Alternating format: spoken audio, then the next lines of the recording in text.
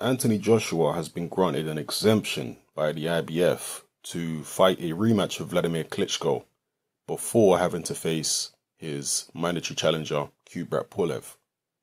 The only stipulation is that the Klitschko rematch must happen before December 2nd, and that the winner obviously has to face Kubrat Pulev in their next fight.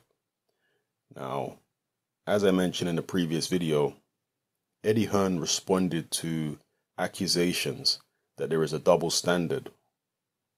One rule for Anthony Joshua, another rule for Tyson Fury. He responded to those accusations by saying the reason that Joshua was given an exemption and Fury wasn't is because Team Joshua knew the rules of the IBF and Team Fury didn't.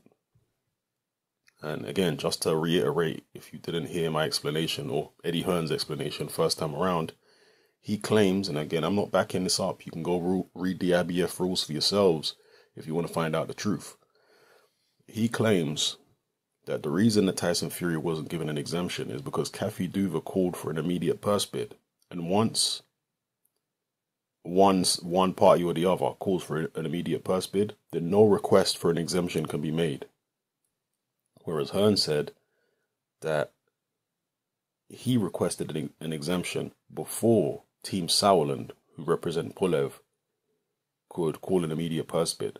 And that's why his exemption request was heard and considered and obviously eventually granted. So that is the reason that Eddie Hearn is giving for, the fact that Tyson Fury wasn't given an exemption, but Anthony Joshua was. Now, we don't yet know for certain whether the Klitschko rematch will go ahead. All the indications from Team Klitschko seem to be that it will, according to Eddie Hearn again. But until contracts are signed, then nothing is for certain.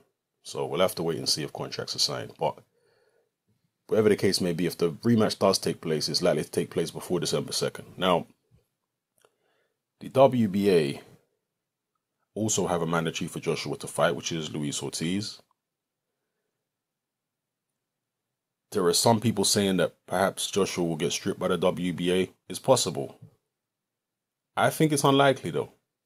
I have a feeling the WBA are going to make Luis Ortiz wait and see what Anthony Joshua does. I could be wrong. These sanctioning bodies are a law unto themselves. But I get the feeling that they're going to be a bit lenient on Joshua. And, so we'll see what happens anyway. So drop your comments in the comment section below. Let me know how you feel about this situation. Is this a disgusting double standard? Do you believe Eddie Hearn's explanation? And at the end of the day, go and read the IBF rules. If you're that concerned about it and you really think it's a double standard, you want to do some,